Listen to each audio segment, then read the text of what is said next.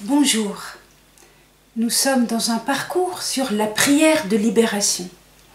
Et maintenant, nous voyons la dimension communautaire, sociale, publique, mais aussi mariale de la prière de libération. Tout d'abord, ouvrons les évangiles. Nous voyons bien que les choses ne se passent pas toujours quelqu'un tout seul avec Jésus. Regardez, la fille de la Cananéenne, eh bien c'est sa maman qui l'a conduit à Jésus. Le fils du centurion, c'est son père qui conduit son fils à Jésus, qui appelle Jésus pour lui. Et puis il y a aussi l'exemple d'un paralytique amené par 4 de ses amis. Eh bien, ce sont ses amis qui prient Jésus pour lui, qui demandent à Jésus de le guérir, qui portent le paralytique. Donc il y a une dimension communautaire, il y a une dimension sociale. Relisez la lettre de saint Paul à Philémon. Il est question d'un esclave qui a fui son maître. Finalement, saint Paul le prend à son service, l'évangélise et puis le renvoie à son maître. En l'appelant frère, frère. Autrement dit, la bonne nouvelle va révolutionner les relations sociales. Il n'y a plus d'esclavage, il y a une fraternité. Et encore, de nos jours, on voit par exemple un marianiste qui s'appelle Raymond Alter. Il a eu un ministère important en Afrique.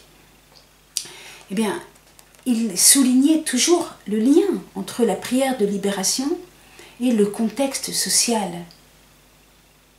voire économique et politique.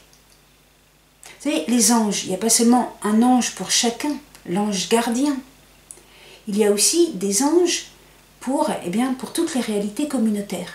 Il y a un ange pour chaque pays, il y a un ange pour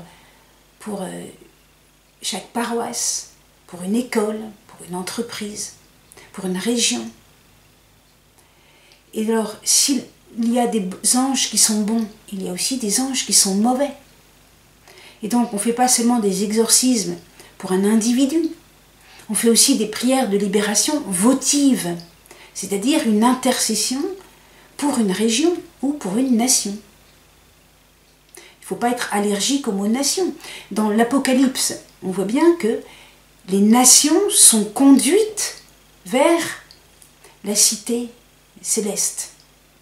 Les nations. L'Apocalypse parle des nations. Ce n'est pas parce que le christianisme est une religion universelle qu'il n'y a plus de nations. Et il y a des anges gardiens pour chaque nation. Par exemple, dans les apparitions de Fatima, avant les apparitions de Notre-Dame, il y a les apparitions de l'ange. Et l'ange dit « Je suis l'ange de la paix, je suis l'ange gardien du Portugal. » L'ange du Portugal. Alors, les anges gardiens des nations, eh bien, ce sont des anges de la paix, bien sûr. Hein? Ce sont des anges qui veulent notre bien, notre prospérité, bien sûr.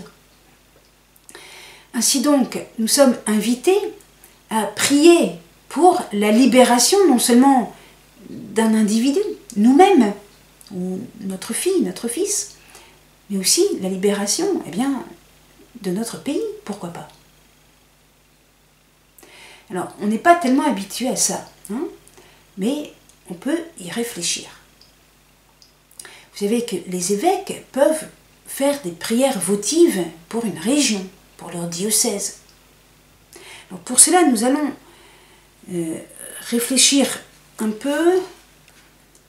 Dans le livre, j'ai mis un petit historique sur la France. Alors, la France, c'est beaucoup des prières à Saint-Michel-Archange. Hein. Notre histoire de France est très marquée par des prières à Saint-Michel. Et Saint-Michel, c'est pas rien. Hein. Dans le livre de l'Apocalypse, le combat contre le dragon, c'est avec Saint-Michel-Archange. Il y a un enjeu important. Hein. Alors je rappelle la notion de Jésus, fils de l'homme. Fils de l'homme, dans le livre de Daniel, c'est un royaume. Donc, un royaume, c'est communautaire. Hein. Jésus s'appelle fils de l'homme, parce qu'il veut nous incorporer en lui. Hein. La rédemption, ce n'est pas quelque chose d'extérieur. Ça se fait par incorporation. C'est une idée très importante.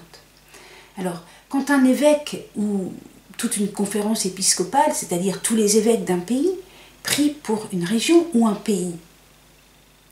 Eh bien, eux, en tant que pasteurs, ils sont à la tête de l'Église, comme le Christ est la tête du corps de l'Église. Mais c'est important aussi tout le peuple chrétien, toute la démarche des groupes de prière, des supplications des laïcs. Faites attention, on a l'habitude de penser que les laïcs, eh bien, ils doivent être engagés sur le terrain humanitaire, associatif ou politique. Mais on oublie qu'ils doivent être aussi engagés sur le terrain spirituel. Rappelez-vous Saint Paul, la lettre aux Éphésiens. Ce n'est pas contre des êtres de chair que nous avons à lutter, mais contre les esprits du mal, contre les principautés, voilà, contre les mauvais anges. Autrement dit, les laïcs n'ont pas seulement à combattre, par exemple, contre un parti politique opposé. Ils ont d'abord à combattre contre les démons. En église, avec les évêques, bien sûr. D'où l'importance d'une prière votive. Prière votive de consécration, prière votive de libération. Tournons-nous maintenant ensemble vers Marie, qui va guérir les facultés de notre âme, la mémoire et l'imagination, parce que son cœur immaculé est un baume très pur sur toutes nos blessures, sur toutes nos fractures sociales, qui va guérir notre intelligence, parce que Marie a un cœur très sage, très prudent, très docile aux inspirations de l'Esprit Saint. Nous pouvons lui confier nos nations, nos décisions, la façon dont nos pays sont organisés, et puis notre volonté.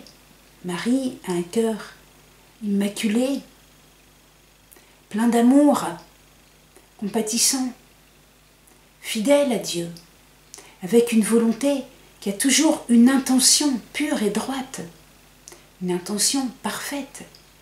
C'est pourquoi Marie est si puissante, parce que son intention rejoint l'intention même du Créateur, et participe de la divine volonté, qui est bien sûr immensément féconde, puissante et bienveillante. Merci, au revoir, à bientôt.